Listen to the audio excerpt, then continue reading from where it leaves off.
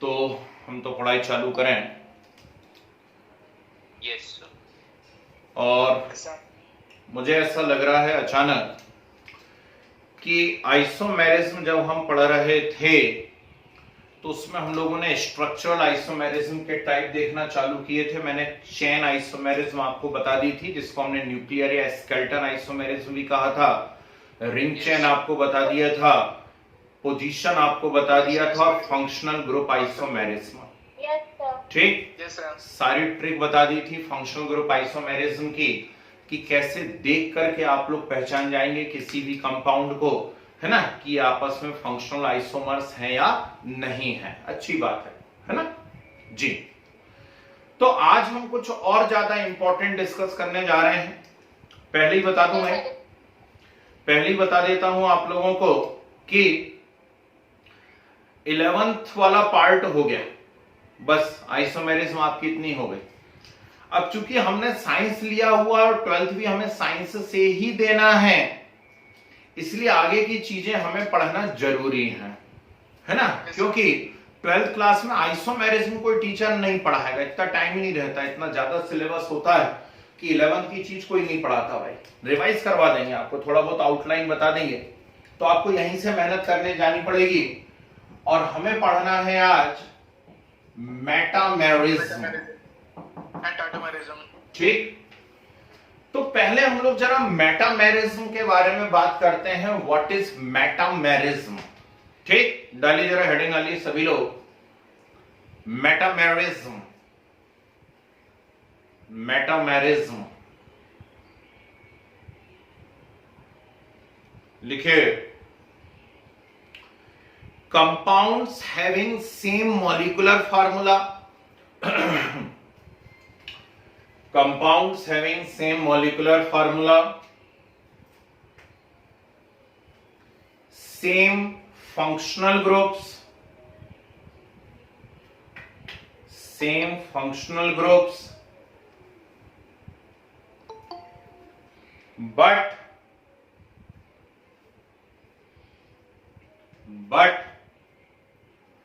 the alkyl groups,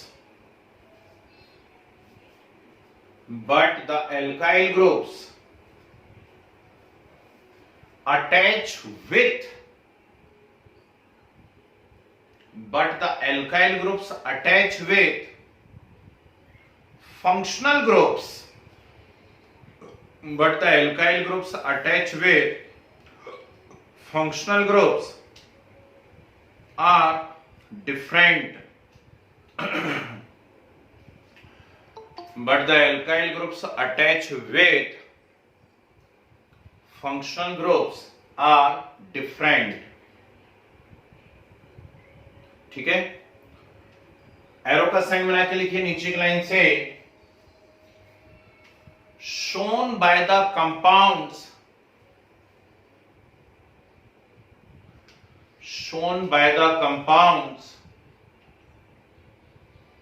in which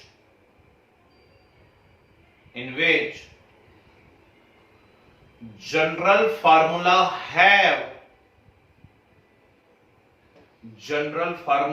have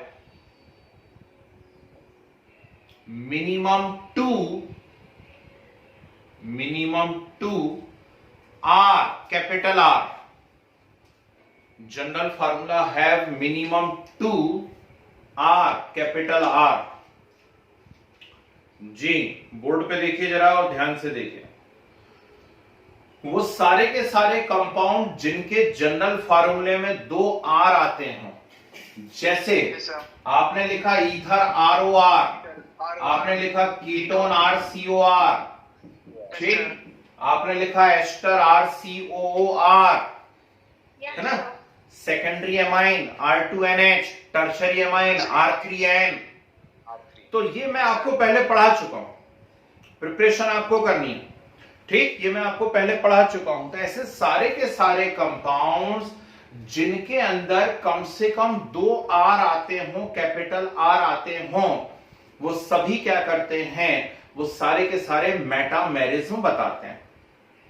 अब metamerism है क्या? बहुत सिंपल कंसेप्ट है, बहुत ही सिंपल कंसेप्ट है। चूंकि ये एक आइसोमेरिज्म है, तो आइसोमेरिज्म है तो मॉलिक्यूलर फार्मूला तो सेम रहना ही चाहिए। ठीक, दूसरी बात, इसमें फंक्शनल ग्रुप भी जो है वो कैसा रहता है, सेम रहता है। सिर्फ जो एल्काइल ग्रुप्स होते हैं वो चेंज होते चले जाते हैं, है ना। ठीक, कल तक डल पाएगी बेटा, अभी समय नहीं मिल पाया, उसको थोड़ा सा कंप्रेस करना पड़ता है। वो क्या 8-8 10-10 जीबी की फाइल बनती है, तो उनको छोटा करके जो है ना 800 MB 900 MB 1 GB पे लाना पड़ता है, टाइम लगता है। तो अभी मिला नहीं इस वीक में मेरे को टाइम, तो मैं डाल दूंगा 1-2 दिन के अंदर, कल तक पक्की कॉल कर दूंगा, ठीक है। तो आपके सामने लिखा हुआ है C4H10O, क्वेश्चन सुनिए और समझिए कैसा आएगा। आपके सामने लिखा होगा C4H10O और आपसे बोलेगा give all possible metamers of this molecule. इसके सारे के सारे पॉसिबल मेटामर्स आपको बनाने हैं। कैसे बनाने हैं, चलो मैं बताता हूं। सबसे पहले तो हमें पहचानना है कि ये कौन है। तो यदि आप पिछली क्लास में थे, और है ना, यदि आप पिछली क्लास में थे तो आप आसानी से पहचान जाएंगे। जो बच्चे नहीं थे पिछली क्लास में, उनकी हेल्प के लिए मैं यहां पर बता दे रहा हूं कि इसमें जनरल फार्मूला बन रहा है CnH2n+2O। और CnH2n+2O से दो चीजें बन सकती हैं, एक अल्कोहल बन सकता है और एक ईथर बन सकता है। ठीक, इससे अल्कोहल बन सकता है और ईथर बन सकता है, ये मैंने सिखाया था। ठीक, अब अल्कोहल में जो ROH वाले अल्कोहल होते हैं, ROH वाले अल्कोहल, वो मेटामेरिज्म शो नहीं कर सकते। ठीक, क्यों? क्योंकि उसकी शर्त ही है कि 2 R होने चाहिए। तो आप चेक करिएगा, जब मैंने आपको अल्कोहल पढ़ाए थे तो एक पढ़ाया था सेकेंडरी अल्कोहल। सेकेंडरी अल्कोहल होता है R2CHOH, एक होता है टर्शरी अल्कोहल R3COH। तो शर्त क्या है? शर्त एक से ज्यादा R होने चाहिए, है ना। ठीक, तो सेकेंडरी टर्शरी बता सकते हैं, प्राइमरी नहीं बता सकते। तो ये वाला अल्कोहल नहीं बताएगा, लेकिन ईथर बताएगा। ओके, तो ईथर बनाने का तरीका मैंने बताया था कि एक O लिखो, दोनों तरफ कम से कम एक C लिखो, लिख दिए। अब रिमेनिंग C जो है उनको कहीं भी लिख दो, लेफ्ट या राइट, जैसी आपकी इच्छा हो। ठीक, तो मैंने दोनों तरफ एक C और लगा दिया, हो गया। हाइड्रोजन बैलेंस वैसे जरूरत नहीं होती है, लेकिन मैं कर देता हूं क्योंकि हमें मालूम होना चाहिए ये हाइड्रोजन बैलेंस होगा। ठीक है, तो ध्यान से देखा तो ये C2H5 वो C2H5 बन गया, यानी डाइइथाइल ईथर बना, डाइइथाइल ईथर। अब मेटामेरिज्म क्या कहती है? मेटामेरिज्म कहती है कि मॉलिक्यूलर फार्मूला सेम रखो, फंक्शनल ग्रुप सेम रखो, सिर्फ इन एल्काइल ग्रुप को चेंज करो। तो इन एल्काइल ग्रुप को चेंज करूं तो क्या मैं ऐसा लिख सकता हूं अगला एल्काइल ग्रुप? Yes sir. बोलो हाँ। तो ये ऊपर कौन था? ऊपर था डाइइथाइल ईथर, ऊपर था डाइइथाइल ईथर, और नीचे कौन है? नीचे है मिथाइल प्रोपाइल ईथर। तो दो मेटामर बन गए। और बन सकते हो तो आप बता दो, इसको ऐसा लिख दूं क्या? ऐसा लिख दूं, बोलो बन गया? तो सेम हो जाएगा। नहीं, सेम हो जाएगा। अरे ये वही चीज है, ये भी मिथाइल प्रोपाइल ईथर है, ये भी मिथाइल प्रोपाइल ईथर है, तो ऐसी मस्ती नहीं करना है अपने को, है ना। तो एक आध और बन सकता है तो बताओ, नहीं तो खत्म करें। नो सर, नहीं बन सकता सर। पक्का? अच्छा चलो, सभी लोग सहमत है नहीं बन सकता, मैं बना दूं? अच्छा सर, ब्रांचेस लगानी है तो सर फिर बन। यस, ये बन सकता है नहीं बन सकता है? Yes sir. यस और नो? ठीक, ऊपर देखो, ये है मिथाइल प्रोपाइल ईथर और ये है मिथाइल आइसोप्रोपाइल ईथर।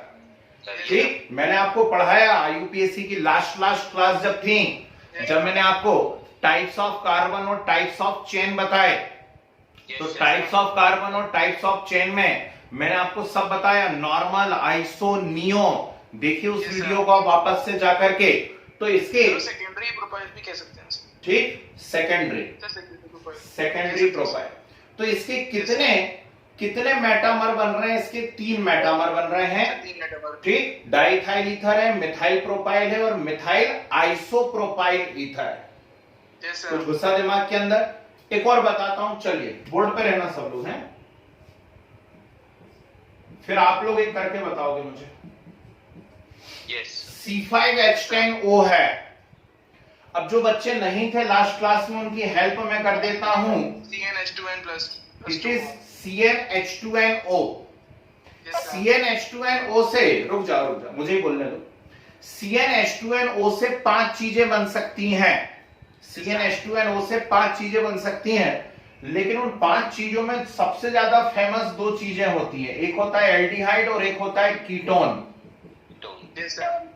ठीक है, इसके अलावा मैंने इनॉल भी बताया होगा। इनॉल के बाद साइक्लोएल्केनॉल बताया होगा। साइक्लोएल्केनॉल के साथ मैंने आपको इपॉक्सी एल्केन बताए होंगे। Yes, sir. लेकिन सबसे फेमस ये 2 कंपाउंड होते हैं। अब Sir. RCHO जो है, RCHO में एक सिंगल R है और सिंगल R है तो ये मेटामेरिज्म शो नहीं करेगा। लेकिन कीटोन जो है इसमें 2 R है तो ये मेटामेरिज्म शो करेगा। ओके, तो बनाने का तरीका क्या रहेगा, यहां देखिए हमारे पास टोटल 5 कार्बन है। बोर्ड पे रहना सभी लोग। तो 5 कार्बन हैं तो ये बना दिए। यहां पर मान लीजिए मैंने CO लगा दिया। यदि मैं हाइड्रोजन बैलेंस करूं तो मुझे समझ में आएगा यहां CH3 बन रहा है और यहां पे C3H7, यहां पे C3H7, ये CH3, तो ये बन गया मिथाइल प्रोपाइल कीटोन। ठीक है, आप पेज पलटा लो जिन बच्चों को नहीं आ रहा है, और पेज पलटा करके कीटोन की नेमिंग पे पहुंच जाओ, है ना। तो वहां पे पता पड़ेगा डाई एल्काइल कीटोन या एल्काइल एल्काइल कीटोन। तो डाई एल्काइल कीटोन या एल्काइल एल्काइल कीटोन होता है तो मिथाइल प्रोपाइल कीटोन हो गया। अब इसको आप चाहो तो ऐसा लिख लो, ऐसा लिख लो, चलो खुश है ना। तो ये पहला हो गया। और क्या बन सकता है, तो नेचुरल बात है मैं इसको ऐसा कर लूं, है ना, तो ऐसा कर लूंगा तो भी तो बन सकता है। ये क्या बन गया, डाईइथाइल कीटोन बना, डाईइथाइल कीटोन, कोई दिक्कत, ठीक। और बिल्कुल जैसे ये ईथर का बना था वैसे इसका एक और बन सकता है यदि आप सोचें तो। Yes, sir. ऐसा, Yes, sir. ठीक। ये मिथाइल, ये आइसोप्रोपाइल और ये कीटोन। तो मिथाइल आइसोप्रोपाइल कीटोन, बिल्कुल टेंशन लेने की जरूरत नहीं है, बिल्कुल लोड लेने की जरूरत नहीं है, एकदम सिंपल कंसेप्ट है, ठीक। फंक्शनल ग्रुप सेम है, मॉलिक्यूलर फार्मूला तो सेम रहेगा ही, सिर्फ जो एल्काइल ग्रुप उससे जुड़ रहे हैं फंक्शनल ग्रुप से वो अलग अलग हो रहे हैं, है ना। कभी दोनों इथाइल हो रहे हैं, कभी मिथाइल प्रोपाइल हो रहे हैं, कभी मिथाइल आइसोप्रोपाइल हो रहे हैं। क्लियर है बात, तो इन्हें नोट कीजिए। और एक फार्मूला मैं आपको दे रहा हूं, इसके आप मैक्सिमम पॉसिबल मेटामर मुझे बना के बताने वाले हैं, ठीक है। मान लीजिए मैं आपको दे देता हूं C6H12O2, हेल्प कर दे रहा हूं थोड़ी सी। ये CnH2nO2 है, और CnH2nO2 से 2 चीजें बनती हैं, carboxylic acid and ester. Carboxylic acid and ester, ठीक। कार्बोक्सिलिक एसिड का फार्मूला होता है RCOOH और एस्टर का फार्मूला होता है RCOOR। तो कार्बोक्सिलिक एसिड होता है RCOH, एस्टर होता है RCOR। तो RCOH यानी कार्बोक्सिलिक एसिड मेटामेरिज्म शो नहीं करेगा, तो कौन शो करेंगे, एस्टर्स, है ना। तो इसके मैक्सिमम पॉसिबल एस्टर्स बना के बताइए मुझे कितने बनेंगे, मैक्सिमम पॉसिबल।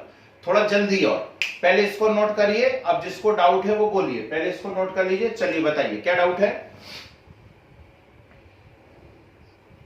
साइक्लोएल्केन के मेटामर्स कैसे होंगे, साइक्लोएल्केन के बताओ, कोई एक साइक्लोएल्केन बोलो पहले। साइक्लोएल्केन के मेटामर कैसे हो पाएंगे बेटा, उसमें कोई फंक्शनल ग्रुप भी नहीं है पहली बात तो, है ना। और कहां पे आप एल्काइल ग्रुप जोड़ोगे, साइक्लोएल्केन के नहीं बनेंगे मेटामर।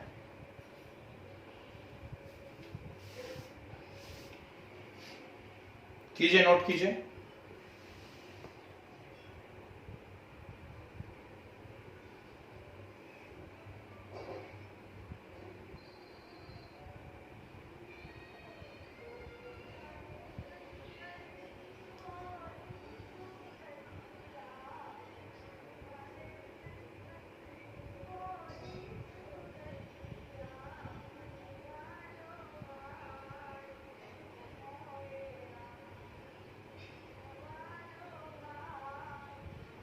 Sir done.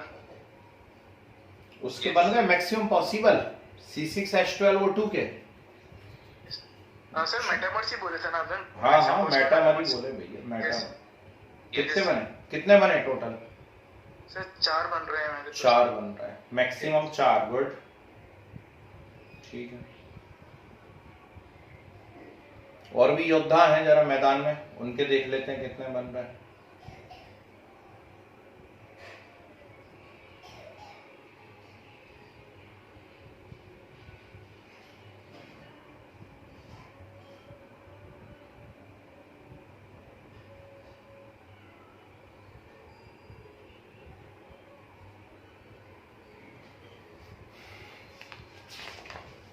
जी बाकी बच्चे कुछ बोलना चाहेंगे? 6 हो रहा है। 6 हो रहे हैं, ठीक है। और कोई?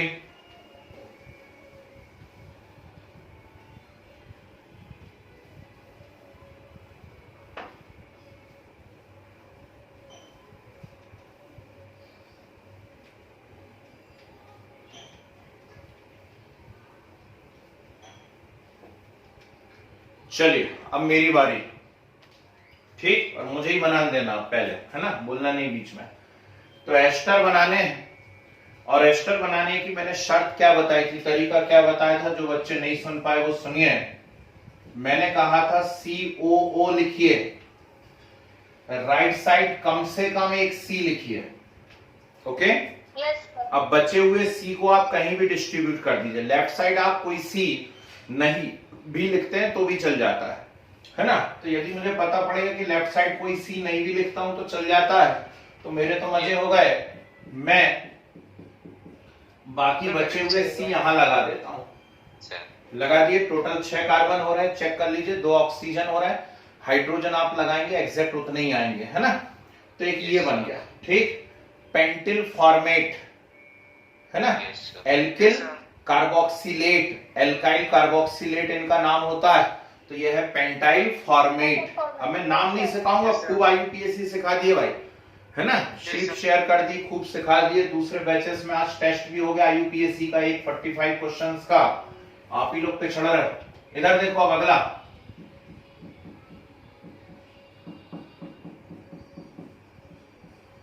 ऐसा भी तो कर सकता था, ठीक। ये भी एक है, दोनों अलग अलग है।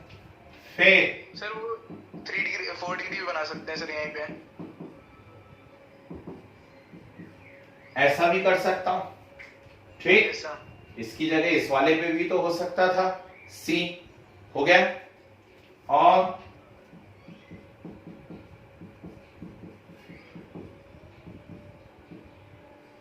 ये, और ऐसा, बोलो हाँ, ठीक। और अब और कोई फिंगर हो सकती है क्या? नहीं, तो चलो अब एक काम करता हूं, सर पोजीशन चेंज कर देंगे सर उसकी। ये देखो टोटल 6 है। अब इस तरफ एक कार्बन बढ़ा लिया मैंने, ठीक। फिर यस सर एक वहां पे टर्शरी कर देंगे। यस आइसो हो जाएगा। हो गया। सर उसके बाद आइसो कार्बाइन। फिर एक यहाँ पे, हाँ यस यस सर। सो मत जाना, सिलेबस है इसलिए पढ़ा रहा हूं भैया, ठीक। अब हो गए। अब क्या कर सकते हैं, एक कार्बन और इस तरफ बढ़ा सकते हैं क्या? Yes sir. यस बढ़ा दे। ऐसे अब करते जाओ, बना लो, ठीक। फिर इसकी यहां ब्रांच लगा दो, है ना, ठीक। फिर एक कार्बन और यहां पे बढ़ा लो। तो अभी कहीं से आवाज आई थी 4 बने, कहीं से आवाज आई थी 6 बने। मुझे तो काउंटिंग ही नहीं बन रही। 1 2 3 4 5 6 7 8 9 तो यही बन गए मेरे पास, है। और बनाते चले जाओ जितनी पॉसिबिलिटी है।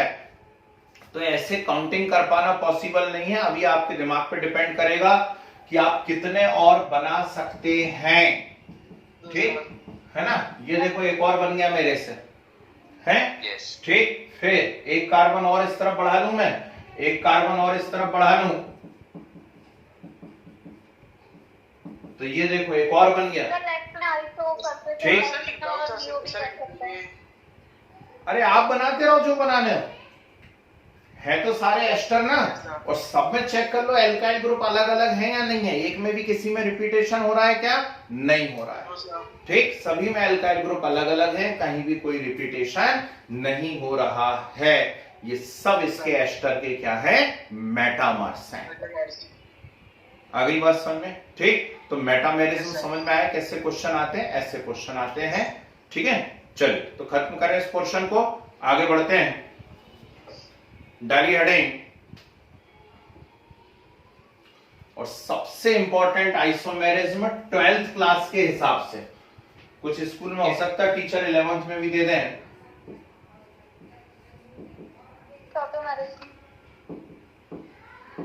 Yes sir. टाटोमेरिज्म, डाली heading tautomerism.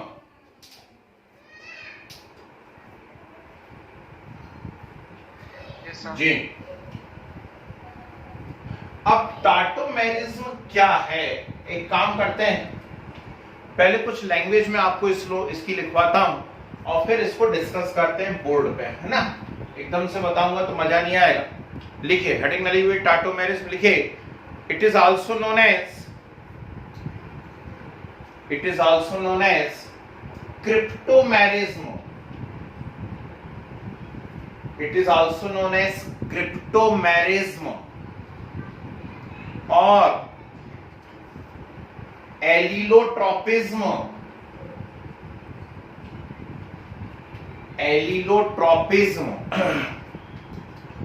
It is also known as cryptomerism or allotropism or मीटोट्रॉपी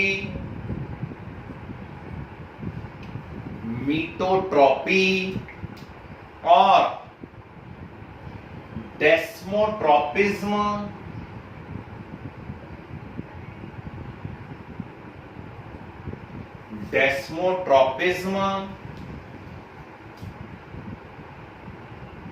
और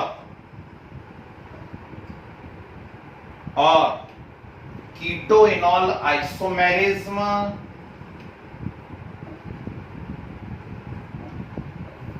कीटोइनॉल आइसोमेरिज्म।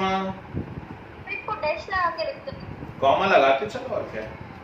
कीटोइनॉल आइसोमेरिज्म, कीटोइनॉल को जी, कीटोइनॉल दोनों के बीच में डैश आता है। कीटोइनॉल आइसोमेरिज्म और डायनामिक आइसोमेरिज्म। डायनामिक आइसोमेरिज्म, ठीक है। बस इतने से नाम होते हैं, इसके ज्यादा नहीं है। एरो बना के लिखे। Yes.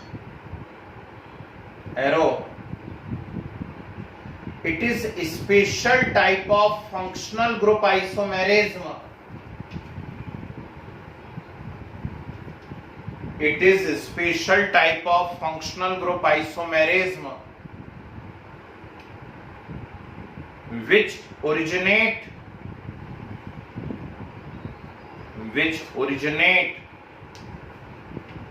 due to migration of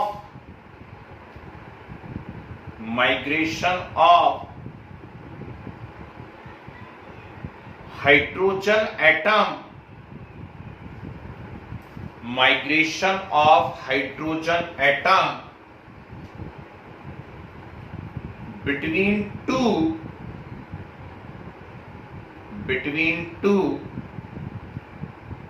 polyvalent atoms. Migration of hydrogen atoms between two polyvalent atoms.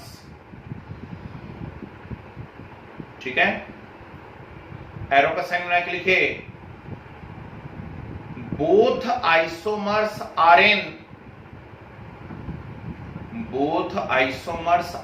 In dynamic equilibrium with each other. Both isomers are in dynamic equilibrium with each other, ठीक, and are called tautomers,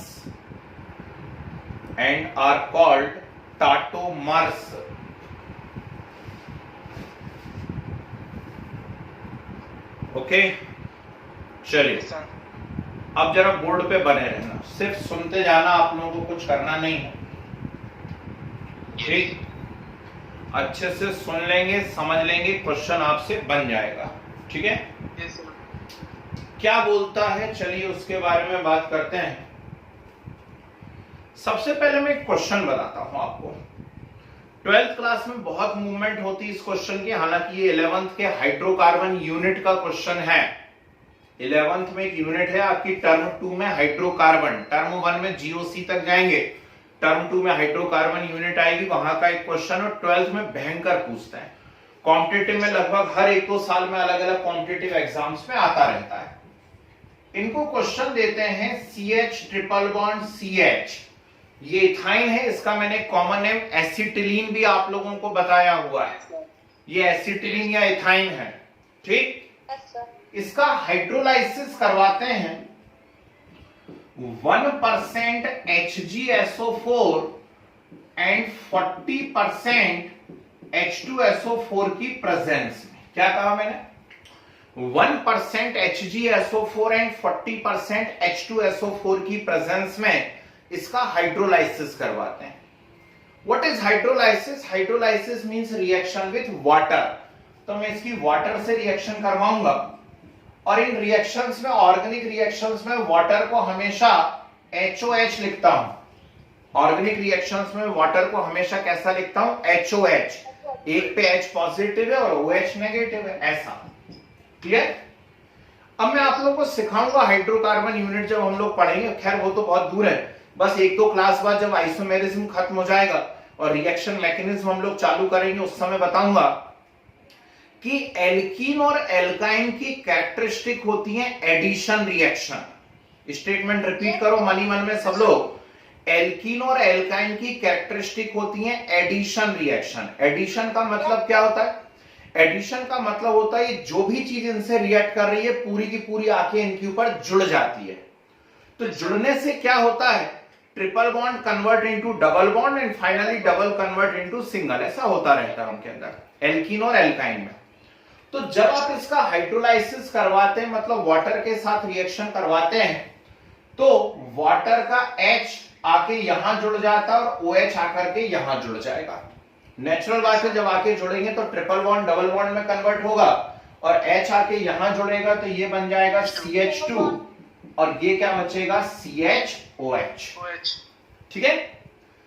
यदि हम थे पिछली class में तो हम तुरंत पहचान गए, यदि नहीं भी थे तो हमें समझ में आना चाहिए कि डबल बॉन्ड मतलब इन है और OH मतलब ऑल है, तो ये कौन है? इनॉल है। कौन है ये? इनॉल है इनॉल। ठीक है? अब जैसे ही इनॉल बनता है तो यहां ये जो इनॉल फॉर्म है ये बहुत ही कम स्टेबल फॉर्म होता है, और जो भी चीज कम स्टेबल होती है ऑर्गेनिक में या कहीं भी, वो हमेशा अपने मोर स्टेबल फॉर्म में कन्वर्ट हो जाती है। तो ये इनॉल क्या है? बहुत कम स्टेबल होता है। तो इसमें जो OH ग्रुप का H है, ध्यान से सुनिएगा, जो OH ग्रुप का H है, ये H यहां से जंप मारता है और H जंप मार करके नियरेस्ट CH2 पे पहुंच जाता है। कौन? H जंप मार करके नियरेस्ट क्या हो जाता है? CH2 पर पहुंच जाता है। कौन सा वाला H जंप मारेगा? OH ग्रुप का। तो ये H यहां से जंप मार के यहां गया, तो सोचो ये क्या बन गया? ये बन गया यहां पर CH3, ये बन जाएगा CH3। ठीक, तो यहां क्या बचेगा? यहां बचेगा CH, और नीचे कौन लटकेगा? अकेला O, लटका अकेला O। ठीक है ना? अब क्या हो रहा है? कार्बन की वैलेंसी कंप्लीट नहीं है, ऑक्सीजन की वैलेंसी कंप्लीट नहीं है, तो वैलेंसी कंप्लीट करने के लिए आप अपने तरफ से क्या कर देंगे? यहाँ पे एक डबल बॉन्ड लगा देंगे। लगा दिया? वैसे तो ये एल्डिहाइड है, वैसे तो ये एल्डिहाइड है, लेकिन इसके अंदर भी जो फंक्शनल ग्रुप वो C डबल बॉन्ड O ही है। एल्डिहाइड और कीटोन दोनों में functional group C double bond O ही होता है और उसे कीटो ग्रुप कहा जाता है। कौन सा ग्रुप कहा जाता है? कीटो। तो ये जो बना था यहां पे, ये जो बना था इसमें डबल बॉन्ड है मतलब इन है और OH है मतलब ऑल है, मतलब ये इनॉल है।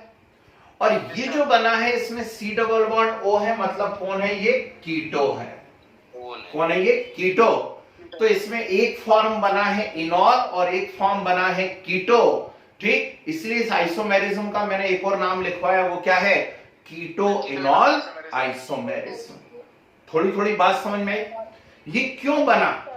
ये बना change in position of hydrogen between two atom. Hydrogen यहां से कूदा और यहां से कूद करके यहां पे चला गया, इसके कारण ये आइसोमेरिज्म ओरिजिनेट हुई है। आई थोड़ी थोड़ी बात समझ में?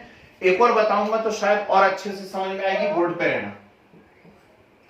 मेरे पास एक और एल्काइन है थोड़ा सा बड़ा, इसका नाम है प्रोपाइन।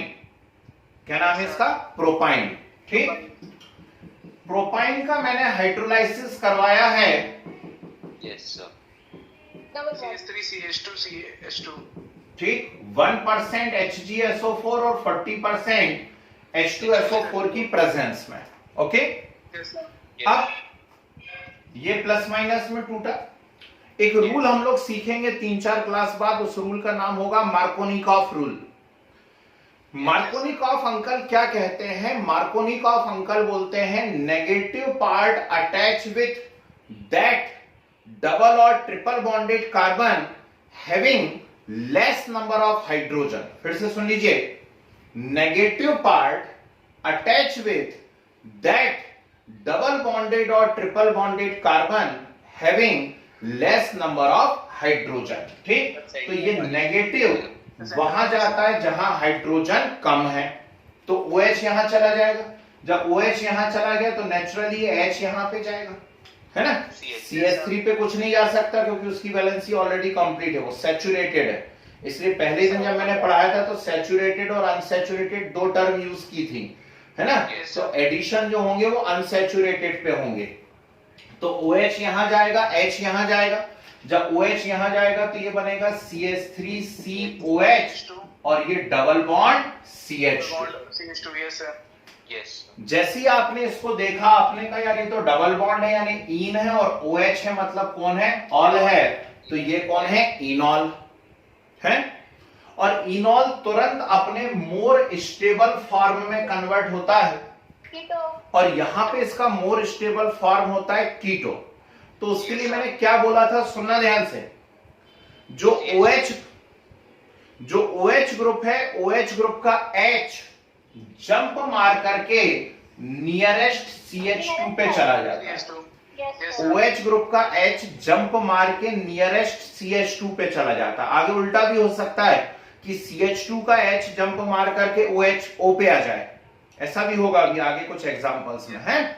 ठीक, तो ये H जंप मार करके यहां पे आ गया, ये H जंप मार करके जब यहां आ गया तो यहां सिर्फ एक अकेला O बचा और CH2 में आके H जुड़ गया तो ये काय में कन्वर्ट हो गया? CH3 में। CH2 में आके H जुड़ गया तो काय में कन्वर्ट हो गया? CH3 में। अगली बात समझ में? वैलेंसी कंप्लीट नहीं है, नेचुरली इतनी अकल आप लोगों में है, आप डबल बॉन्ड लगा देंगे और जैसे डबल बॉन्ड लगाएंगे तो आपको C डबल बॉन्ड O नजर आएगा, मतलब ये क्या बन गया? कीटो। ठीक, तो ये इनॉल था, वो क्या बन गया वहां पर? Keto. That's why it is keto enol isomerism. तो क्यों और कैसे ओरिजिनेट हुई, अब मुझे लग रहा है लगभग सबको समझ में आ गया है कि हाइड्रोजन दो पॉलीवैलेंट एटम के बीच में अपनी पोजीशन को चेंज कर रहा है, उसके कारण ये आइसोमेरिज्म क्या हो रही है? ओरिजिनेट हो रही है। आई कुछ बात समझ में? कोई दिक्कत तो नहीं इसके अंदर? ठीक है ना? अब क्या होना है जरा ध्यान से सुनिए। फंक्शनल ग्रुप आइसोमेरिज्म और टाटोमेरिज्म में डिफरेंस क्या है? भाई इसमें भी फंक्शनल ग्रुप अलग अलग है, और जब हम फंक्शनल ग्रुप आइसोमेरिज्म हम पढ़ रहे थे तो हमने जनरल फार्मूला वहां पर लिखा था CnH2nO, और CnH2nO के जो 5 आइसोमर बनाए थे उसमें एक एल्डिहाइड था, एक कीटोन था, एक इनॉल था। ठीक, तो अब फंक्शनल ग्रुप आइसोमेरिज्म और टाटोमेरिज्म में डिफरेंस क्या आ रहा है, बहुत ध्यान से सुन लेना। कभी भी दो फंक्शनल आइसोमर एक दूसरे के साथ डायनामिक इक्विलिब्रियम में नहीं होते हैं, है ना, इंटर कन्वर्टिबल नहीं होते हैं तुरंत, कि एल्कोहल बना, एल्कोहल तुरंत ईथर में बदल रहा है और ईथर वापस एल्कोहल में बदल रहा है, ऐसा नहीं होगा। Yes. एल्डिहाइड बना, एल्डिहाइड कीटोन में बदल रहा है और कीटोन तुरंत एल्डिहाइड में बदल रहा है, ऐसा नहीं होता है। लेकिन टाटोमेरिज्म की एक खासियत है कि जो दो आइसोमर बनते हैं, ये दोनों आइसोमर हैं और ये आइसोमर एक दूसरे के साथ इक्विलिब्रियम में रह सकते हैं। Is it clear? Inter convertible है और एक दूसरे के साथ काय में रह सकते हैं, इक्विलिब्रियम में रह सकते हैं। Yes, sir. क्लियर है बात? तो ये है भैया यहाँ पे टाटोमेरिज्म या कीटोएनॉल आइसोमेरिज्म का बेसिक। ठीक है? Yes, sir. अब ये इसकी कुछ कंडीशंस मैं आपको लिखवाऊंगा। क्या क्या कंडीशंस लिखवाऊंगा? पहली कंडीशन तो ये रहेगी कि उन मॉलिक्यूल्स में मिलते हैं जिनमें जरूर से एक इलेक्ट्रॉन विड्रॉविंग ग्रुप होता है। इलेक्ट्रॉन विड्रॉविंग ग्रुप से मतलब क्या है? ये उन सभी मॉलिक्यूल के अंदर मिलेगी जिनमें C double bond O group हो, या जिनमें C triple bond N group हो, या जिनके अंदर NO2 ग्रुप हो। समझ रहे बात को? ठीक, उन सभी मॉलिक्यूल के अंदर ये मिलता है जिनके अंदर ये वाले ग्रुप्स होते हैं। तो आप देख करके पहचान सकते हैं। आपसे बोलेगा कि कुछ किसके अंदर मिल सकता है, तो आप ऐसे पहचान जाएंगे। दूसरी बात, जो अल्फा कार्बन है, ध्यान से सुनना टर्म, अल्फा कार्बन पे मिनिमम 1 हाइड्रोजन होना ही चाहिए। मतलब एक अल्फा हाइड्रोजन जिन मॉलिक्यूल में होगा उन्हीं के अंदर ये आइसोमेरिज्म मिलेगी। Now what is the meaning of alpha carbon and alpha hydrogen? चलिए इस टर्म को हम आज ही सीखते हैं। हमारे पास कार्बन की कोई भी एक चेन है, सुनते चलिए, कोई भी एक चेन है हमारे पास, ऑर्गेनिक मॉलिक्यूल है, और इसमें किसी भी एक पोजीशन पर फंक्शनल ग्रुप लगा है। कोई पूछ रहे थे लास्ट क्लास में what is the meaning of Fg, है ना? तो अब आपको समझ में आ जाना चाहिए कि मैं कहीं भी Fg यदि लिखूंगा तो उसका मतलब है फंक्शनल ग्रुप। ओके, तो फंक्शनल ग्रुप से जुड़ा हुआ, सुना ध्यान से, फंक्शनल ग्रुप से जुड़ा हुआ पहला कार्बन अल्फा कार्बन कहलाता है। फंक्शनल ग्रुप का कार्बन नहीं, फंक्शनल ग्रुप का कार्बन नहीं तो आप COS, CHO, CO इनके कार्बन को इंक्लूड करने लगो, नहीं। फंक्शनल ग्रुप से जुड़ा हुआ जो चेन बन रही है उस चेन का पहला कार्बन कहलाता है अल्फा, दूसरा कहलाता है बीटा, फिर गामा, फिर डेल्टा, फिर लैम्डा, ऐसा होता चला जाता है। ये बात याद रहेगी, अभी लिख भी लेंगे हम लोग। तो फंक्शनल ग्रुप से जुड़ा हुआ पहला कार्बन अल्फा कार्बन होता है और उससे जुड़े हुए हाइड्रोजन अल्फा हाइड्रोजन होते हैं। दूसरा कार्बन बीटा कार्बन है, उससे जुड़े हुए हाइड्रोजन बीटा हाइड्रोजन होते हैं। ठीक, तो दूसरी शर्त क्या होती है? दूसरी शर्त ये होती है कि कम से कम एक अल्फा हाइड्रोजन होना चाहिए। Yes, sir. यदि एक अल्फा हाइड्रोजन है तो ही आइसोमेरिज्म ओरिजिनेट हो पाएगी, नहीं तो नहीं हो पाएगी। क्लियर? तीसरी शर्त एक और ध्यान रखना है कि जो दोनों आइसोमर बने उन दोनों आइसोमर में टोटल पाई बॉन्ड या total lone pair of electron हमेशा सेम रहने चाहिए। क्या बोला मैंने? टोटल पाई बॉन्ड या total lone pair of electron हमेशा कैसे रहने चाहिए? सेम रहने चाहिए, नहीं तो कुछ तो भी बनाने लगे हम लोग, है ना? जैसे यहां पे बात करते, ये देखो डबल बॉन्ड है, डबल बॉन्ड मतलब क्या हो गया? 1 पाई बॉन्ड यानी 2 पाई इलेक्ट्रॉन, तो यहां पे भी तो डबल बॉन्ड है यानी 2 पाई इलेक्ट्रॉन। ठीक, इसमें यहां डबल बॉन्ड है 2 पाई इलेक्ट्रॉन, तो यहां भी डबल बॉन्ड है यानी 2 पाई इलेक्ट्रॉन। तो ये कुछ छोटी छोटी सी शर्तें हैं जो आपको मालूम होनी चाहिए। क्लियर? सर 1 पाई इलेक्ट्रॉन होगा ना सर? जी सर डबल बॉन्ड में सर 1 पाई इलेक्ट्रॉन और sir 1 pi bond, yes 2 pi electron. Hydrogen क्या होता है सर, एक बार और बता दें? अल्फा कार्बन से जुड़े हुए हाइड्रोजन को अल्फा हाइड्रोजन कहते हैं। यहां देखो, चलो इधर देखो, ये C डबल बॉन्ड O है, ये एक फंक्शनल ग्रुप है। अब फंक्शनल ग्रुप से जुड़ा हुआ पहला कार्बन अल्फा कार्बन कहलाता है। बोलो पहला कार्बन कौन है, ये या वो? सर दोनों ही है। दोनों ही है। तो ये भी अल्फा कार्बन है और ये भी अल्फा कार्बन है। ठीक, तो अल्फा कार्बन से जुड़े हुए हाइड्रोजन क्या कहलाते हैं? अल्फा हाइड्रोजन कहलाते हैं। तो यहाँ पे फिक्स अल्फा हाइड्रोजन का। हाँ, तो क्या हो गया, दिक्कत क्या है उसमें? मैंने तो मिनिमम 1 बोला ना, कम से कम 1 होना चाहिए, मैक्सिमम की तो कोई बात ही नहीं हुई ना। ठीक, कम से कम 1 होना चाहिए। आ रही है कुछ कुछ बातें समझ में? तो टार्टोमेरिज्म समझ में आया, होता क्या है ना? कुछ नहीं, Yes, sir. हाइड्रोजन अपनी पोजीशन को चेंज करता है, उसके कारण नए नए स्ट्रक्चर ओरिजिनेट होते हैं, उसे टार्टोमेरिज्म कहा जाता है। ठीक, ये Yes, sir. सबसे कॉमन कीटोन कंपाउंड्स में होती है, और कीटो कंपाउंड्स में जब हाइड्रोजन का मूवमेंट होता है तो एक अगला मॉलिक्यूल इनॉल बनता है, इसलिए इसको कीटो इनॉल आइसोमेरिज्म कहते हैं। Isomerism. ठीक, कुछ कंपाउंड में कीटो फॉर्म ज्यादा स्टेबल होता है, जैसे इन दोनों फॉर्म की बात करूंगा। इसमें कीटो फॉर्म 99.7% होता है, 99 पॉइंट और ज्यादा ही होता है, बल्कि ऑलमोस्ट 99.9% होता है एल्डिहाइड में। CH3CHO में कीटो फॉर्म 99.9% होता है और इनॉल फॉर्म मात्र 0.1% होता है। इसकी बात करेंगे तो इसमें कीटो फॉर्म 99.7% होता है, इनॉल फॉर्म केवल 0.03% होता है। तो मैक्सिमम टाइम्स कीटो फॉर्म ज्यादा स्टेबल है, इनॉल फॉर्म कम स्टेबल है।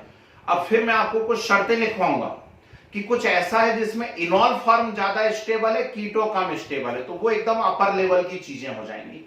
ठीक, आपको जो 12th लेवल तक जाना है और सिर्फ 11th लेवल तक जाना है, वो आपको सिर्फ ये था कि आपके दिमाग में घुस जाए कि आइसोमेरिज्म टार्टोमेरिज्म है क्या, और मैं उम्मीद कर रहा हूं सबके दिमाग में घुस गया। ठीक है ना? तो चलिए शुरू करते हैं, आगे बढ़िए जरा। Sir, doubt है। हाँ, आप डाउट पूछिए, बाकी लोग एक काम करिए, ये 2 रिएक्शंस पहले नोट कीजिए, Yes, sir. फिर मैं इसके आगे डेव लिखाऊंगा। हाँ बोलो। सर ये कीटो फंक्शनल ग्रुप है क्या सर? हाँ, Yes, sir. तो सर अपन ने जैसे ऊपर इथेनॉल था तो उसको सर अपन ने कीटो कह दिया। उसकी नीचे फैमिली कीटो को सुनो, कीटो किया। कीटो एक्चुअली इसकी फैमिली कहलाती है कार्बोनिल फैमिली। क्या कहलाती है? Yes, sir. कार्बोनिल। तो C double bond O carbonyl compound कहलाते हैं, और कार्बोनिल कंपाउंड के 2 मेंबर होते हैं, एक एल्डिहाइड और एक कीटोन, है ना? Yes, sir. तो एल्डिहाइड और कीटोन दोनों एक ही परिवार के हैं, और उनका परिवार कौन है? कार्बोनिल परिवार है, समझ गए? कार्बोनिल। तो C double bond O carbonyl family है। ठीक है, Yes, sir. सर तो डायनामिक इक्विलिब्रियम क्या होता है? डायनामिक इक्विलिब्रियम हमेशा डायनामिक होते हैं, और इक्विलिब्रियम का मतलब होता है एक फॉर्म से दूसरे फॉर्म में चेंज होना और सेम रेट, है ना? Yes, sir. फॉरवर्ड और बैकवर्ड की रेट सेम रहे।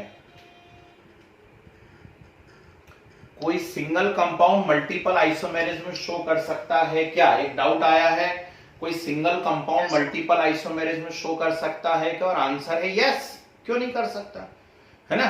पोजीशन शो कर सकता है, चेन शो कर सकता है, फंक्शन ग्रुप शो कर सकता है, टार्टोमेरिज्म शो कर सकता है, सब कर सकता है। सर मेटामेरिज्म, एक डाउट था। बोलिए। Yes, sir. सर जैसे सर जो ए पॉइंट है सर इसमें ये C डबल बॉन्ड होना चाहिए, C ट्रिपल बॉन्ड N होना चाहिए, पर सर जो अपने कंपाउंड है सर ये इथाइन और ये लेकिन सर इसमें तो है नहीं सर ये मतलब रिएक्शन तो यहां से चालू हुई, टार्टोमेरिज्म यहां थोड़ी ना है भाई, टार्टोमेरिज्म तो वहां हुई ना। यस सर, हाइड्रोजन के साथ हाइड्रोजन। सर ये जो C डबल बॉन्ड O है सर ये तो अपना जो इनॉल है सर उसमें नहीं है सर, लेकिन कहां का C डबल बॉन्ड O? इस अरे सर ये जो है ना ए पॉइंट है सर वो हाँ नहीं सर ए पॉइंट सर वो 1 पॉइंट है। हाँ, ये यस सर। Yes sir. अरे ये ऐसे मॉलिक्यूल, ऐसे फंक्शनल ग्रुप जिनमें भी होंगे उनके अंदर ये आइसोमेरिज्म होगी, यस है सर। ना? साइनाइड में भी होती है, नाइट्रो कंपाउंड में भी होती है, ठीक, लेकिन सबसे कॉमन वो इसमें है ना? जी बिल्कुल भाई साहब, साइक्लोएल्केनॉल में भी होगी ये आइसोमेरिज्म, ठीक है? साइक्लोएल्केनॉल के अंदर भी होगी, है ना? कुछ एग्जांपल्स बताऊंगा उसके भी मैं आपको। सर ये भी तो लिखना है। आपने जो इसके अलग अलग नेम्स बताए थे, आप उसका मीनिंग बता सकते हैं सर? जैसे नहीं बता Protein- सकते, नहीं बता सकते, ठीक है? बस ये 2 लिखनी है भैया, फर्स्ट और सेकंड, ये कुछ नहीं लिखना, ये मैं अलग से लिखवा रहा हूं। एक्चुअली क्या है, टार्टोमेरिज्म है, क्रिप्टोमेरिज्म है, बहुत सारा लंबा लंबा डिटेल है ना? Yes, sir. Yes sir. Sir मतलब थोड़ा सा इंट्रोडक्शन। Yes sir. जाने दो ना, क्या करोगे इंट्रोडक्शन का, सर एक डाउट था। क्या है? अब जैसे डेस्मोट्रोपिज्म है, ठीक, तो अब उसका ढूंढोगे शास्त्रों में तो आपको मिलेगा कि डेस्मोस यानी बॉन्ड होता है और ट्रोपस यानी क्या होता है? टर्न होता है। तो बॉन्ड का टर्न हो जाना, बॉन्ड का घूम जाना, ठीक, तो ऐसे मीनिंग होते हैं। मीनिंग से आप पेड़ गिरने से क्या मतलब? आप आम खाओ ना। Yes, जी sir. जल्दी बोले, क्या डाउट है? सर ये सर जैसे आपने देखा कि सर जो ये इथाइन कंपाउंड है सर वो टाटोमेरिज्म शो कर रहा है, यानी सर उसके दो इथाइल कंपाउंड नहीं कर रहा मेरे भाई, ये रिएक्शन मैंने यहां से ये कर रहा है, टाटोमेरिज्म ये दोनों शो कर रहा है। इधर मत देखो, ये तो मैंने बताया कि ये बना कैसे है। Yes sir. नहीं तो तो सर आप उसमें भी जो अपना इनॉल है सर उसमें भी सी इन तीनों में से तो कुछ है ही नहीं सर, लेकिन किन तीनों में इन से? तीनों में से जो ए पॉइंट में लिखे हैं सर। तो इसलिए तो ये उसमें कन्वर्ट हो गया, इसलिए तो उसका ज्यादा स्टेबल फॉर्म वो है, समझ गए? Yes sir. इसलिए तो वो 99.9% है। यस ठीक सर। है, चलो है, लिखें, यस डालो heading, structural requirements for tautomerism.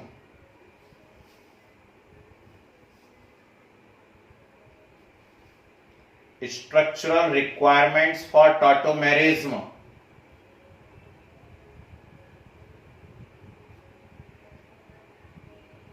लिखे, a compound can show tautomerism only when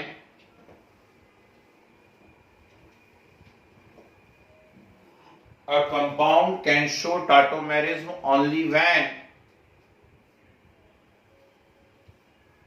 it fulfill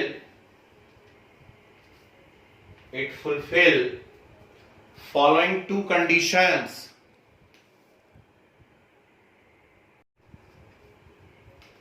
It fulfill following two conditions. First, पहली कंडीशन लिखे, compound should have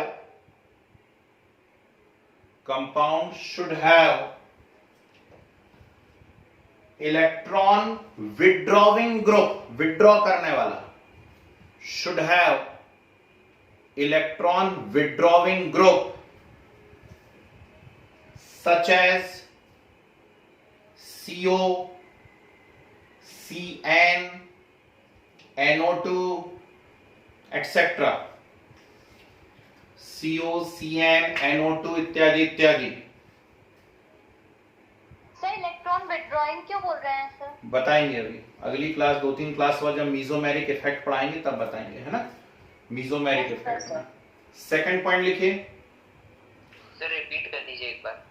compound should have one electron withdrawing group such as CO, CN, NO2. Second, compound should have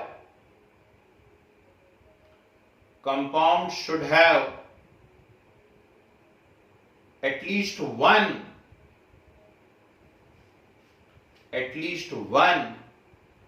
alpha hydrogen,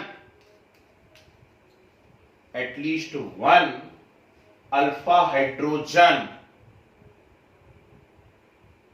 ठीक है जी, should have at least one alpha hydrogen। तो ये ऐसा बना लीजिए तो आपको समझ में आए कि अल्फा कार्बन, ठीक, और अल्फा कार्बन से जुड़े हुए हाइड्रोजन क्या होते हैं? अल्फा हाइड्रोजन होते हैं, है ना? एग्जाम्पल बना के बताने की जरूरत तो नहीं है मुझे, क्यों है? No sir. सर एक डाउट था। क्या डाउट है भाई? तो ऐसे तो सर जो कार्बोक्सिलिक एसिड होगा सर वो भी कीटो फैमिली या फिर कार्बोनिल जी। फैमिली को बिलोंग करेगा सर? बिल्कुल कर रहे हैं, बताएंगे अभी उसमें भी, है ना?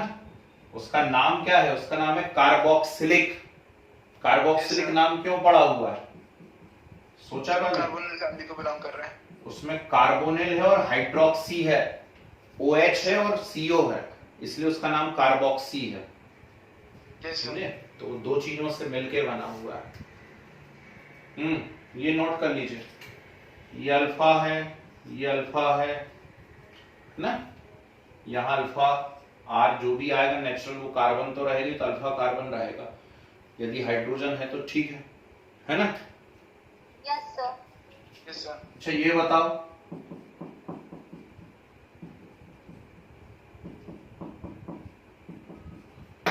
ये शो करेगा क्या टाटोमेरिज्म? जल्दी बताइए, नो यस और नो? सर वो अल्फा हाइड्रोजन नहीं है सर। हाइड्रोजन नहीं। यह है अल्फा कार्बन, ये पूरा एक सर। फंक्शनल ग्रुप है। Yes sir, COOH।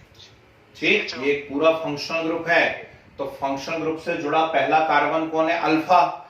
क्या अल्फा पे हाइड्रोजन है? नहीं। नो सर, तब वो सर, 4 ठीक डिग्री है ना? तो लिख दीजिए यहाँ can not show. So yes sir. तो ये छोटी छोटी सी बातें क्लियर होनी चाहिए। ऑब्जेक्टिव एक्चुअली इसी से तो बनते हैं। तो आपसे पूछेगा कौन शो करेगा, कौन नहीं करेगा। ठीक, तो दूसरी शर्त कई बार कई लोग बारीकी से नहीं देख पाते हैं, तो बारीकी से यही देखना है कि आपको CO ग्रुप दिख जाए, NO2 ग्रुप दिख जाए, CN ग्रुप दिख जाए, तो समझ जाना टाटोमेरिज्म शो करेगा। लेकिन दूसरी कंडीशन भी फुलफिल होनी चाहिए, क्या? कि अल्फा कार्बन पे कम से कम एक हाइड्रोजन होना चाहिए। ठीक है, होना चाहिए। चलिए स्पेशल पॉइंट लिखिए जरा। यस। स्पेशल पॉइंट लिखिए। First, number of sigma bond, number of sigma bond, pi bond, pi bond and lone pair of electron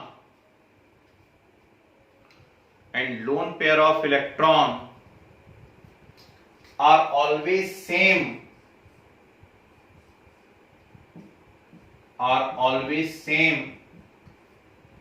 in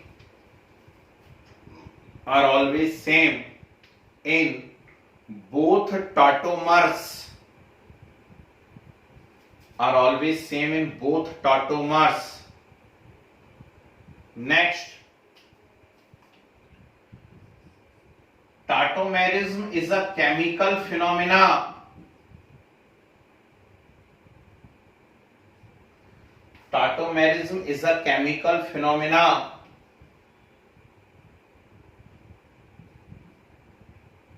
and takes place only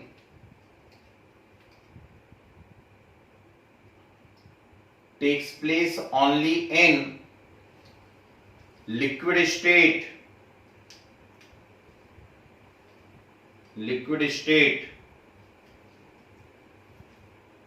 Next, tautomerism catalyzed by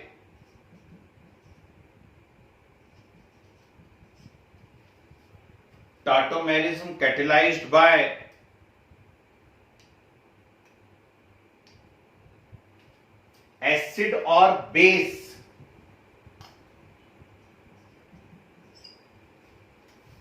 Tautomerism catalyzed by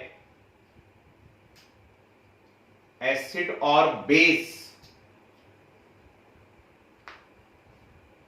Next,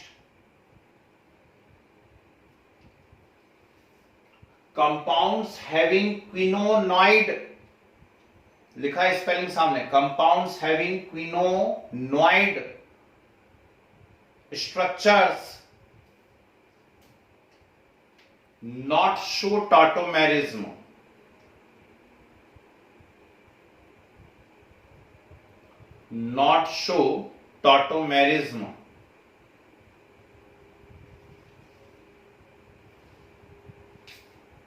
ठीक है, yes sir. चलिए ये बना लीजिए दोनों structure. हाँ जी, yes sir. ये दोनों बना लीजिए। इसको क्विनोनॉइड स्ट्रक्चर कहते हैं। तो ये कंपाउंड टाटोमेरिज्म शो नहीं करते हैं।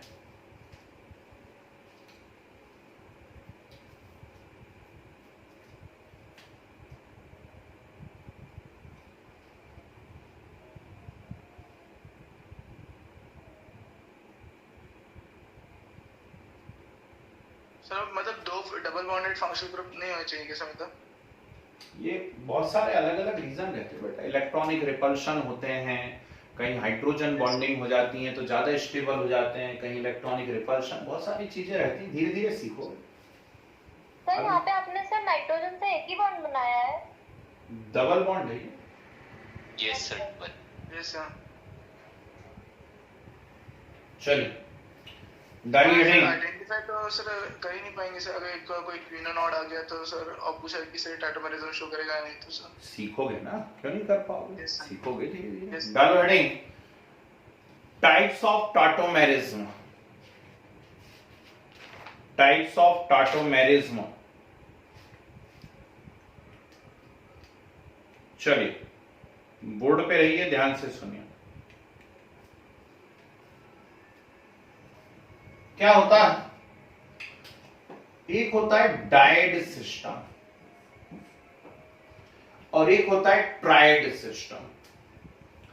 डायड सिस्टम में क्या होता है, जब हाइड्रोजन दो पॉलीवैलेंट एटम के बीच में जंप करता है ना, तो उसको डायड सिस्टम कहते हैं। जैसे आपके पास है हाइड्रोजन साइनाइड HCN, ठीक, हाइड्रोजन साइनाइड है आपके पास HCN। तो अभी H किससे जुड़ा हुआ है? तो अभी H जुड़ा हुआ है कार्बन से, है ना। अब इसका एक आइसोमर बन गया, क्या? ये देखो HNC, आइसोसाइनाइड, है ना। Isocyanide। यहां H किससे जुड़ा हुआ है? N से। तो हाइड्रोजन की जो पोजीशन चेंज हुई है वो कितने एटम के बीच में हुई है? सिर्फ दो एटम के बीच में। हाइड्रोजन की जो पोजीशन चेंज हुई है वो सिर्फ दो एटम के बीच में हुई है, कार्बन और नाइट्रोजन के बीच में। इसलिए इसको क्या कहा जाता है? डायड सिस्टम कहा जाता है। Dyad system. ठीक है। ये कभी कभी ऐसे कंपाउंड्स भी इसके एग्जाम्पल में इंक्लूड हो जाते हैं, है ना, क्योंकि केमिस्ट्री है तो एक्सेप्शन है। तो ये भी ठीक इस कंपाउंड इसमें भी हो जाते हैं, इंक्लूड हो जाते हैं, ध्यान रखना। एक और एक्सेप्शन यहां होता है, ध्यान रखिएगा,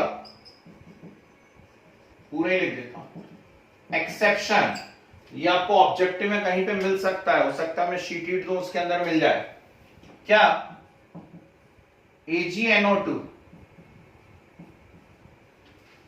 ठीक, AgANO, AgONO, ये it is also example of tautomerism.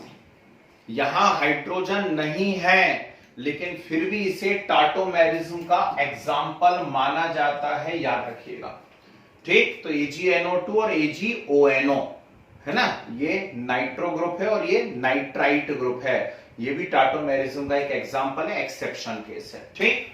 Second आता है ट्राइड सिस्टम। ट्राइड सिस्टम में क्या होता है? हाइड्रोजन तीन एटम के बीच में जंप मारता है। कैसे? आपने अभी देखा होगा बोर्ड पे मैंने जो डिजाइन बनाई थी कुछ लंबी खींच के बनाई थी। अब ऐसी क्यों है अभी आपको समझ में आएगा, बोर्ड पे रहना। ये है, या ऐसा है, ठीक है। तो अब इसके अंदर क्या होगा कि ये C डबल बॉन्ड O है, ये अल्फा कार्बन है, अल्फा कार्बन पे हाइड्रोजन है, ये यहां से जंप मारा और ऐसा। इतनी लंबी घुमा के क्यों बनाई? डिजाइन ऐसे भी तो बना सकता था मैं सीधे शॉर्ट में।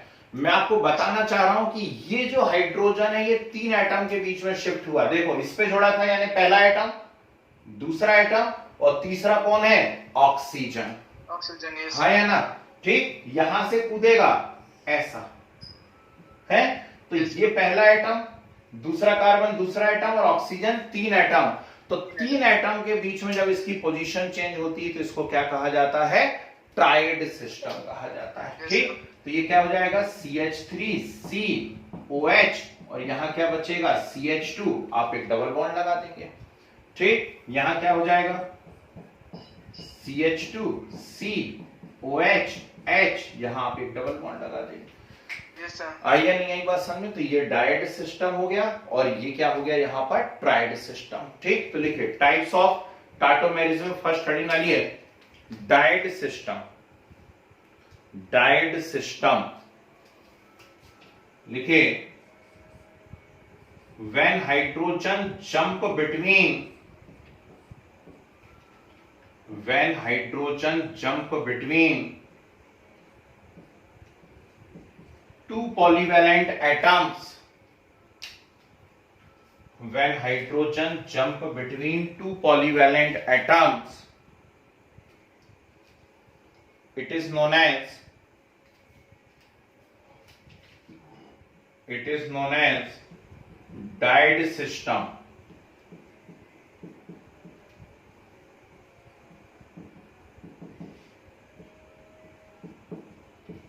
ठीक, ये एग्जांपल लिख लीजिए डाइड वाले जल्दी से जरा।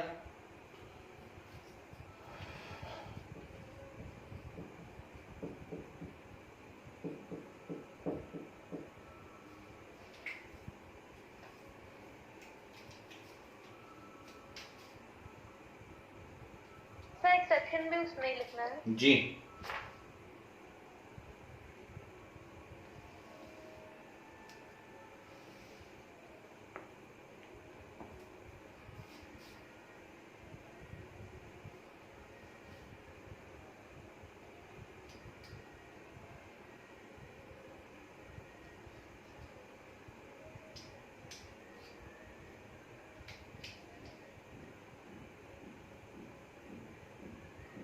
Yes, sir, done.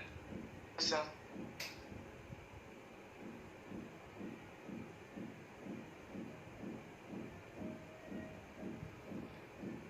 हो गया।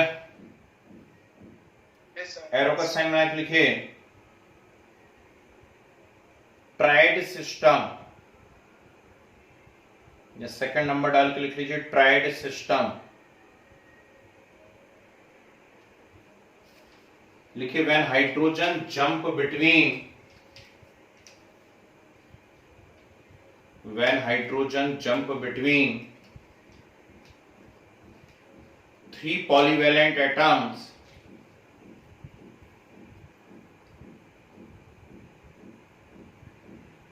when hydrogen jump between three polyvalent atoms,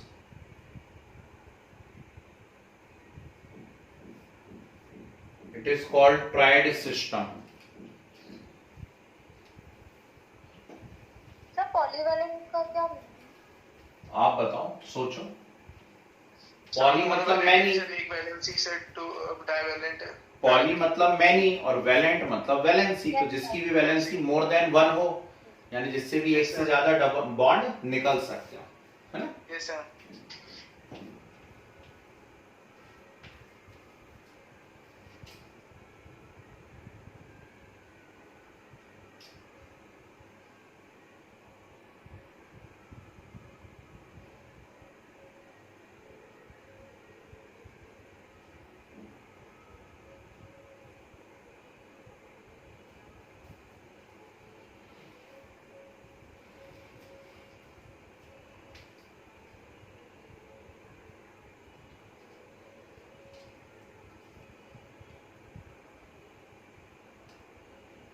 तो ये कीटो ग्रुप का परसेंटेज है। जी, कीटो फॉर्म का परसेंटेज है, ग्रुप का नहीं, फॉर्म।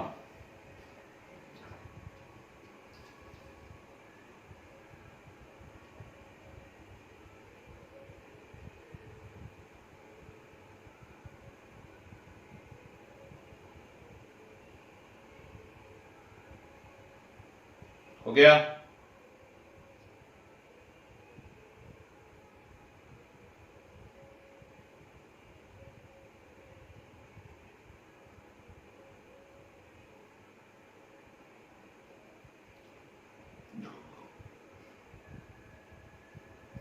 सर लास्ट में 1.2% है।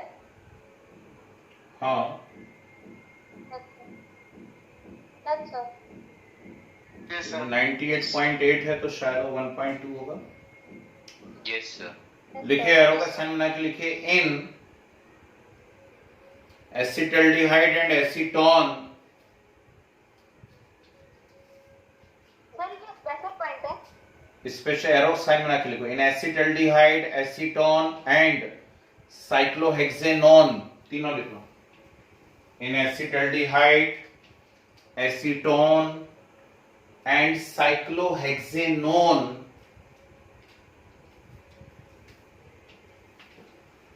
Keto form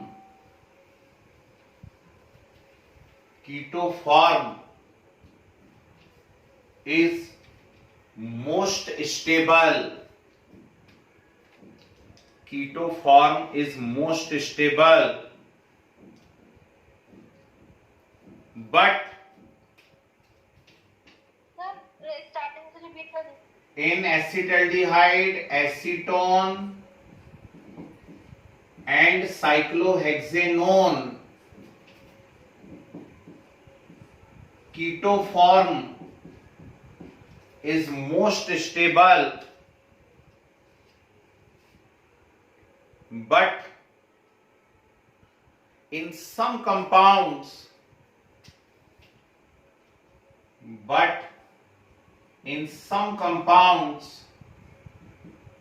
Enol form is most enol form is also stable.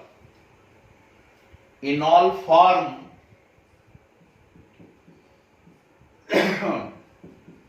is also stable. ठीक है, एरो का साइन बना के लिखे,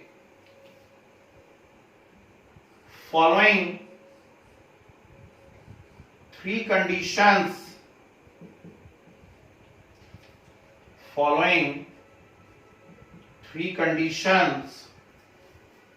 for stability of enol form.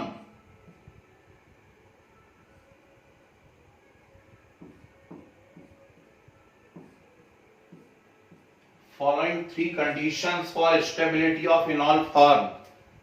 चलिए देखिए, एक सिस्टम होता है पढ़ाई का, है ना, और अपना पढ़ाई का सिस्टम बहुत ही बढ़िया, एकदम साइंटिफिक, जो चीज कॉपी में जहां आनी चाहिए एग्जैक्टली उसी पोजीशन पर आई है हर चीजें।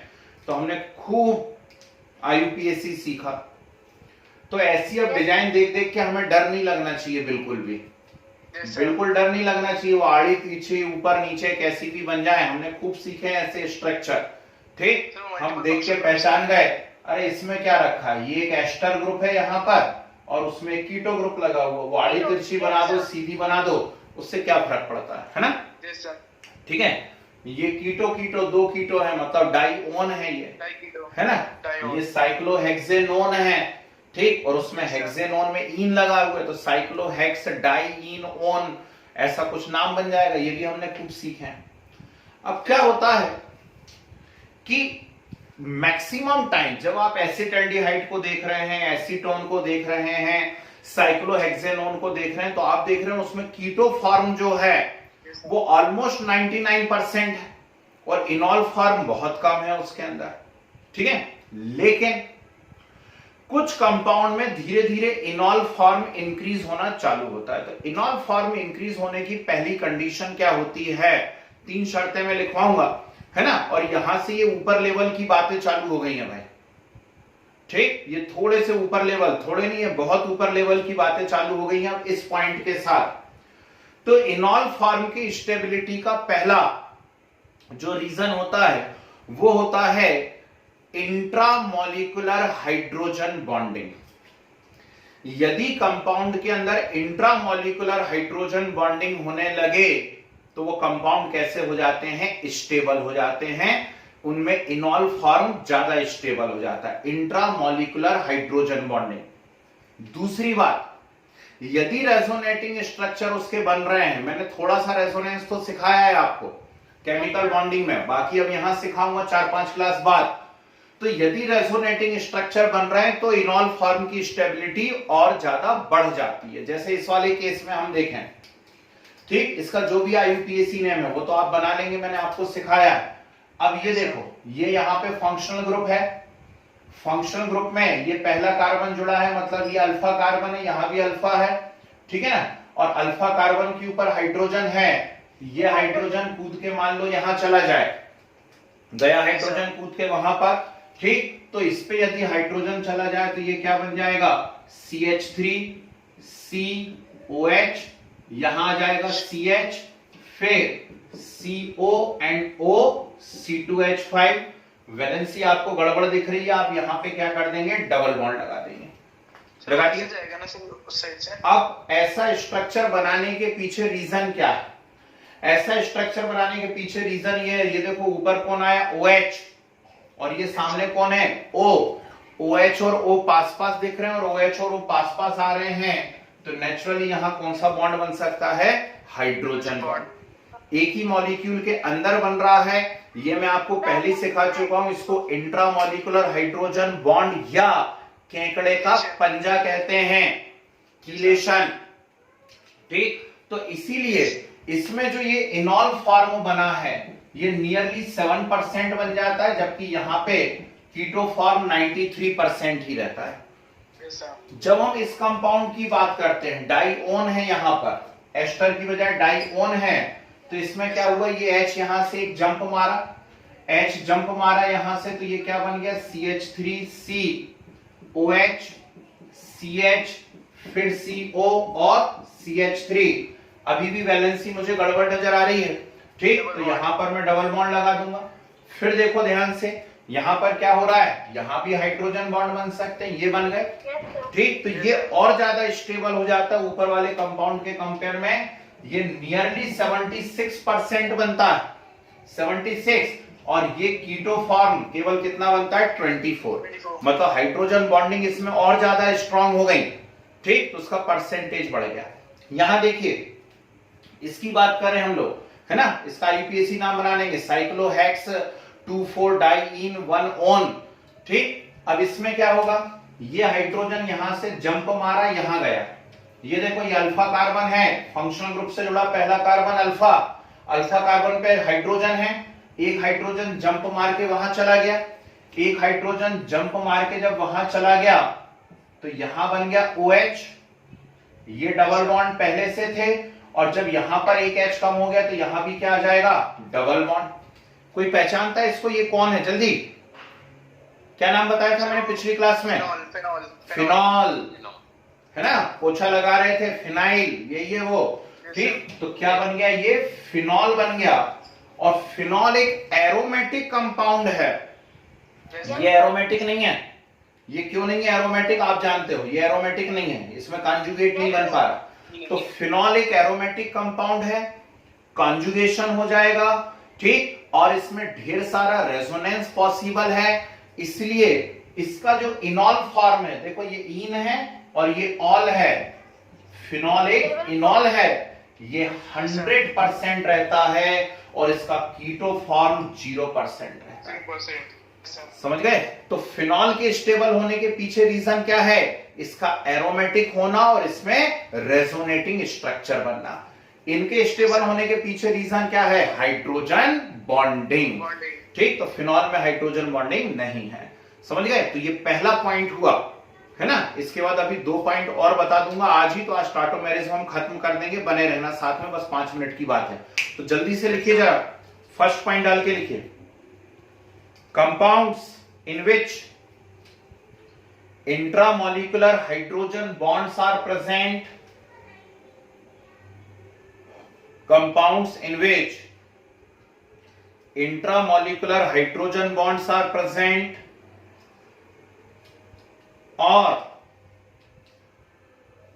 or compounds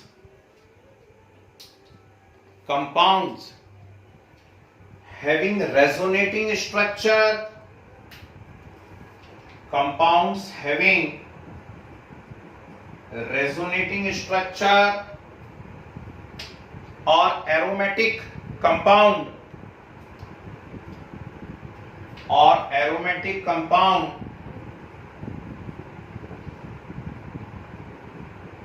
are more stable in their enol form,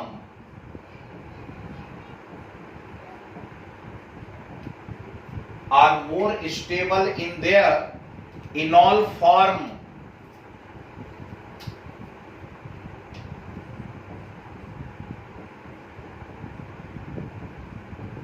are more stable in their enol form।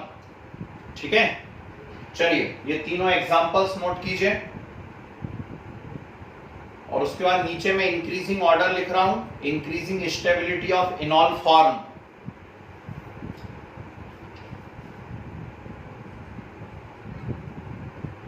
जो सर फॉलोइंग 3 कंडीशंस था सर, ये उसका फर्स्ट पॉइंट ये उसकी पहली कंडीशन है, उस पहली कंडीशन में ये 3 एग्जांपल हैं, और ये इनॉल फॉर्म का इंक्रीजिंग ऑर्डर है। सर।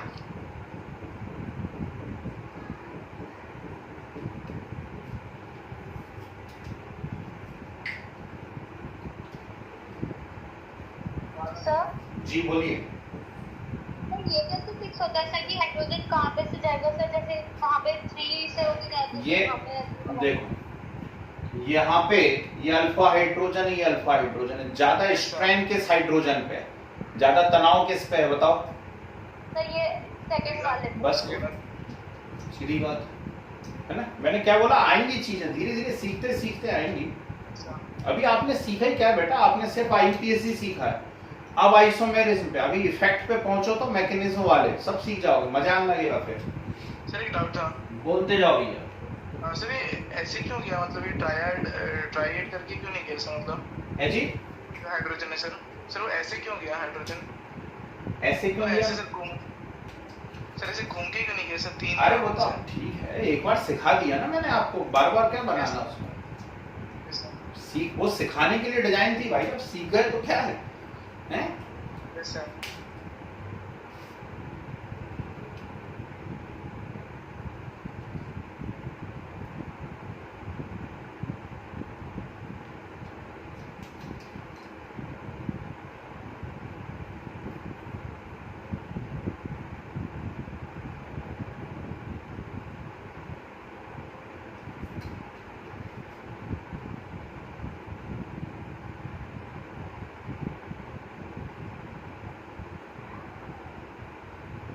Done sir. सर ये भी लिखना है सर? ये लिख लो, increasing order of enol form. जैसा C6H5 वाले में सबसे ज्यादा मिलेगा, क्योंकि उसमें एरोमेटिक नेचर सबसे ज्यादा है।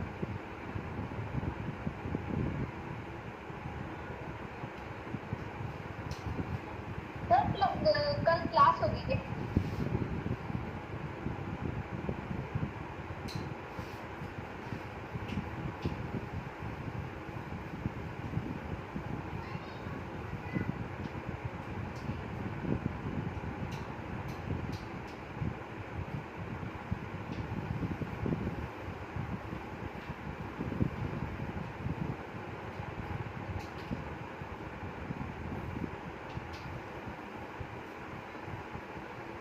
चलो लास्ट वाला।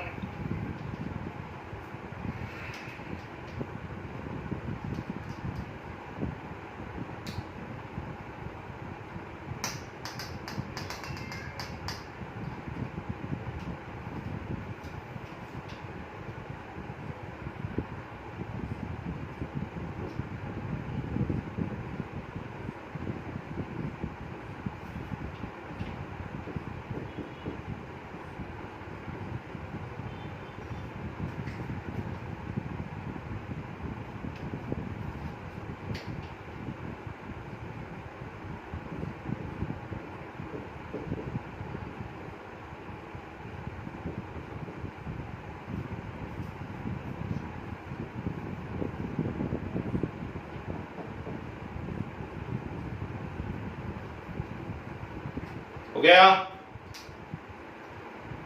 Yes Yes. Sir. Yes sir. तो पहला पॉइंट क्या हुआ, हाइड्रोजन बॉन्डिंग यदि ज्यादा है तो स्टेबिलिटी इनॉल की ज्यादा होगी, रेजोनेटिंग स्ट्रक्चर है तो इनॉल की स्टेबिलिटी ज्यादा होगी। सेकंड लिखिए, steric hindrance, STRIC, steric hindrance, sir spelling बोल देंगे। STRIC, hindrance, HINDRANCE।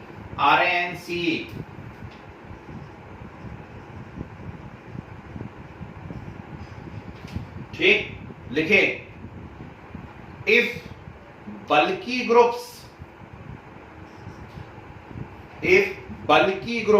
बल्की भारी भरकम, if bulky groups present on alpha carbon,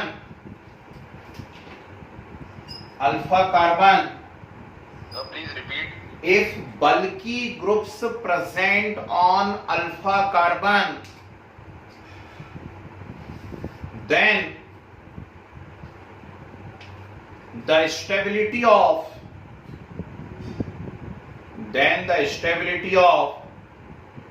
enol form will be less.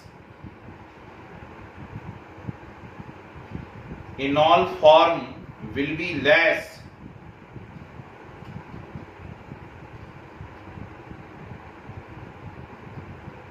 ठीक है जी, इसका मतलब समझ लो जरा। स्टेरिक हिंड्रेंस का बस 2-3 मिनट बचे हैं, खत्म आपका ये पोर्शन। स्टेरिक हिंड्रेंस का मतलब समझो। गाजर ज्यादातर को मालूम होगा, बॉयज को तो लगभग सभी को मालूम होगा कि खेतों में लगती है, ऐसी जमीन में नीचे, उसको ऐसे उखाड़ करके निकाला जाता है ना। ठीक, अब एक गाजर कहीं लगी हुई है, सोच समझ के आंसर देना। एक कोई गया असली वाला किसान, आजकल नकली किसान बहुत दिख रहे हैं टीवी पे, तो कोई असली किसान गया और उसने वहां से गाजर को उखाड़ा, और मान लो 5 लोग इकट्ठे गए और उनने एक गाजर को उखाड़ा। बताओ आसानी से कौन उखाड़ पाएगा, एक व्यक्ति या 5? सब 8 लोग। जल्दी बोलो। एरिया कम है सर उधर। Yes sir. ज्यादा आसानी से एक अकेला व्यक्ति उखाड़ पाएगा। यदि 5 लोग मिलके एक साथ उखाड़ने की कोशिश करेंगे तो उनके हाथ में इतू सा पत्ता आएगा, वो एक्चुअल वहां पे फोर्स लगा ही नहीं पाएंगे और उनकी पूरी एनर्जी एक दूसरे को धक्का मारने में खर्च हो जाएगी। बोलो हाँ या ना? ठीक, एक छोटी सी जगह के चारों तरफ जब ऐसे बड़े बड़े ग्रुप इकट्ठे हो जाएंगे, 5 लोग इकट्ठे हो जाएंगे, तो वो एक दूसरे को धक्का नहीं मारने लगेंगे क्या, है ना? तो उनकी जो एक्चुअल एनर्जी लगनी थी गाजर पे, वो एनर्जी कहां डिस्ट्रीब्यूट हो गई? एक दूसरे को धक्का मारने में। ये क्या है? यही है स्टेरिक हिंड्रेंस, यही है स्टेरिक हिंड्रेंस। तो अल्फा कार्बन पे यदि कोई बल्की ग्रुप आ जाए, बल्की ग्रुप मतलब कोई भी बड़े एल्काइल ग्रुप हो, कुछ हो, तो फिर वहां पे इनॉल फॉर्म या हाइड्रोजन बॉन्डिंग का एक्सटेंट कम हो जाता है। जैसे इस एग्जांपल में देखो, यहां अल्फा कार्बन पे सिर्फ हाइड्रोजन है और यहां अल्फा कार्बन पे कौन है? CH3 है? तो बताओ हाइड्रोजन और CH3 में से बल्की कौन है? CH3 भारी भारी बड़ा। तो हाइड्रोजन के कंपेयर में CH3 भारी है ना। ठीक, तो यदि बल्की ग्रुप आ गया अल्फा कार्बन पे, तो इसका इनॉल परसेंटेज कैसा हो जाएगा? कम हो जाएगा। ठीक, और इसका कैसा रहेगा? ज्यादा। ओके, नोट कर लीजिए जल्दी से।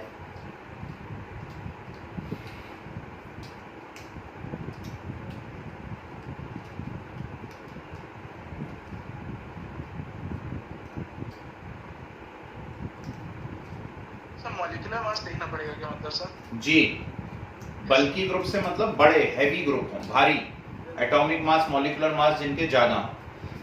Yes sir. Last third point लिखिए और खत्म करिए टाटोमेरिज्म। लास्ट लिखे नेचर ऑफ सॉल्वेंट।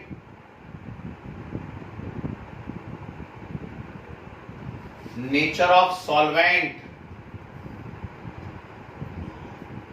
लिखो। Polar solvent like, polar solvent like water, methanol, acetic acid, polar solvent like water, methanol, acetic acid decrease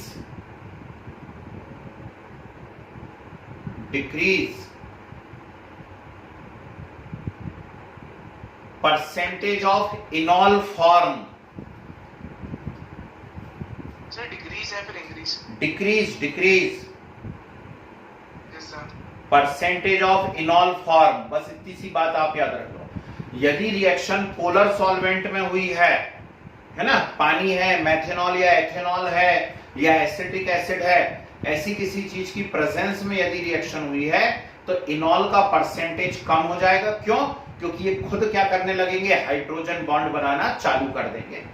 ठीक है भाई, यदि आपने यहां पानी डाल दिया तो पानी आकर के खुद हाइड्रोजन बॉन्ड बनाने लगेगा और इसमें जो हाइड्रोजन बॉन्ड बना था उसके वो एक्सटेंट को क्या कर देगा या पावर को कम कर देगा।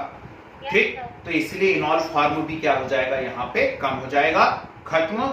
ये हो गई भाई टाटोमेरिज्म बहुत बढ़िया तरीके से। क्लियर? तो स्ट्रक्चरल आइसोमेरिज्म पूरी खत्म हो गई। कल अर्ली मॉर्निंग हम लोग पढ़ने जा रहे हैं ज्योमेट्रिकल आइसोमेरिज्म, ठीक है। और शायद कल ही मैं आपको ऑप्टिकल के भी बेसिक सिखा दूं, है ना। तो गायब मत होना, कल स्टीरियो आइसोमेरिज्म चालू करेंगे और स्टीरियो आइसोमेरिज्म में पहली चीज मैं कल सिखाने जा रहा हूं आपको ज्योमेट्रिकल आइसोमेरिज्म। क्लियर है बात?